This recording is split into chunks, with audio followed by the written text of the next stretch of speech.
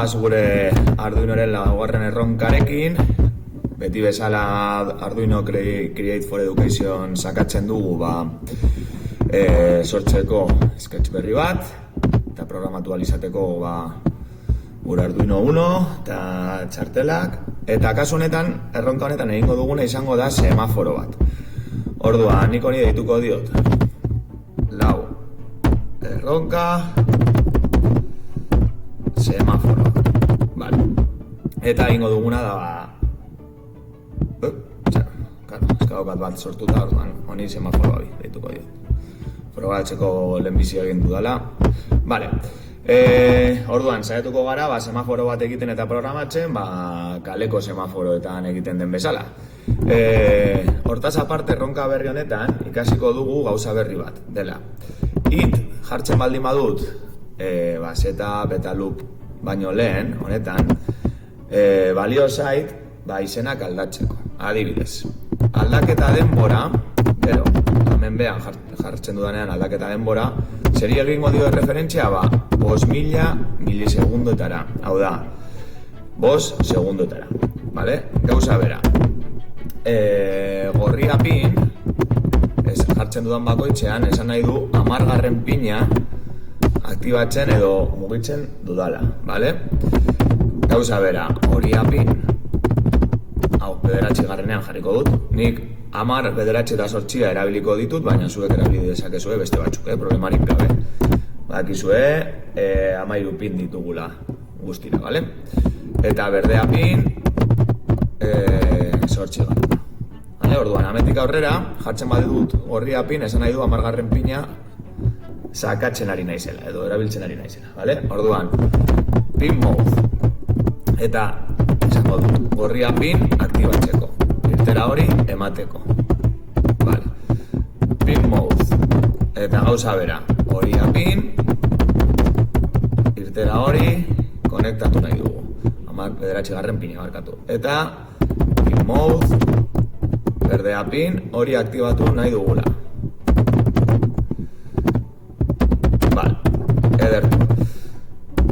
Hau egin da, bagoaz programatxera, bai, aginduak bidaltzera. Vale, orduan, lehenbiziko gauza egingo duguna izango da, argi berdea piztea, ez da? Semaforoetan argi berdea pizten da, kotxeak pasatu alizateko. Berdea pin, hau aktibatzen dugu. Zenbat denbora? Gure aldaketa denbora.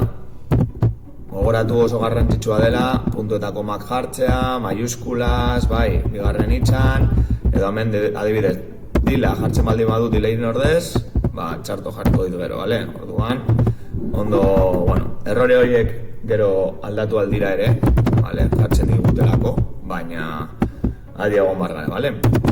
Aldaketa denbora, esan dugun bezala direla 5 segundo edo 5.000 milisegundo. Eta hori da gero, nahi dut, piztea horia, baina berdea mantentzen den bitartean. Abisatzeko, ezin dugula pasatu. Orduan hau piztu nahi dut oso denbora gutxitan.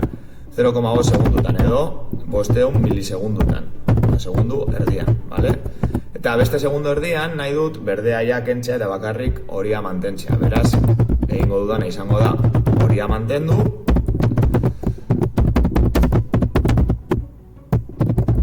Eta berdea ken. Berdea kentzen dut. Eta hori beste segundu erdia. 500 milisegundu. Vale.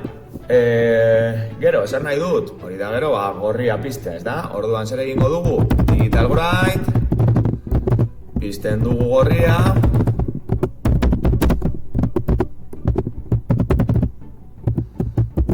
Baina beste biak, kentzen ditugu. Kasu honetan, horia kanpora, lau. Eta berdea kanpora.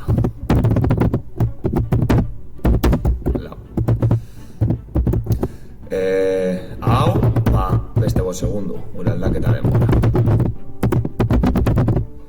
Vale, hori gorrian pizkat gutxiago jarri dugu, bakarrik segundu bat, bien artean zergatik, beti hanbarra gutxiago irauten duelako, ez da, pizkat errealismoa emoteko. Eta azkenik nahi duguna da, gorria ere amatatzea berriro prozesuarekin hasteko. Orduan, esango diogu amatatzeko, eta bai oso gutxi izango dela. Harriko diogu 0,1 segundo, edo 1 milisegundo oso azkar egiteko, eta berriro prozesuarekin hasteko, berdea, hanbarra eta gorria. Vale, betiko lez, lehenbizi kargatzen dugu gure Arduino Uno txartela, USB-an, sakatzen dugu, konektatzen dugu, eta hau gorde nahi baduzue proiektua, eta gero kargatzen dugu gure txartelan. Ea ber, ondo ateratzen baden edo ez. Ikusten duzuen, bezala, ez daukagu akatsik, ez daukagu errorik, orduan ondo, badago ondo kopiatuta. Orain bagoaz frogatzen. Ikusten den bezala, daukagu ja gure semaforoa, reset emango dio eta hasieratik hasteko, bale? Eta sakatzen da, ikusten duzue berdea lehenbizi jartzen dela, gero horia, gero gorria. Hau, denbora asko mantentzea nahi izango bagenu, erresistentziak jarriko barko genituzke hemen zirkuitoan, bestela azkenean argiak azkar agortuko lirateke, bai, fundituko ziren. Baina, ikusten dugunez, ondo irtetzen da. Vale. Emango diot botoiari zuek ikusteko nola planteatu dudan, bale? Kenduko dut konexiotik, eta lan hobeto ikusiko dugu. Vale, gero da argazki bat ere igoko dizuet, baina hemen ikusten badugu, daukagu 3 bonbilak, vale?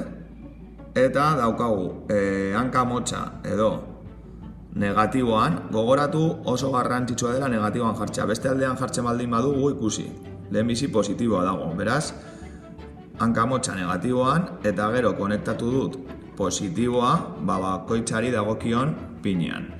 Berdea dago 8garrenean, horia 9garrenean, eta gorria 10garrenean. Eta gero negatiboa lurrara konektatuta dago. Vale? GND edo hori jartzen duen bakoitzean. Hemen bi daude, baina hemen beste bat daukazue. Vale?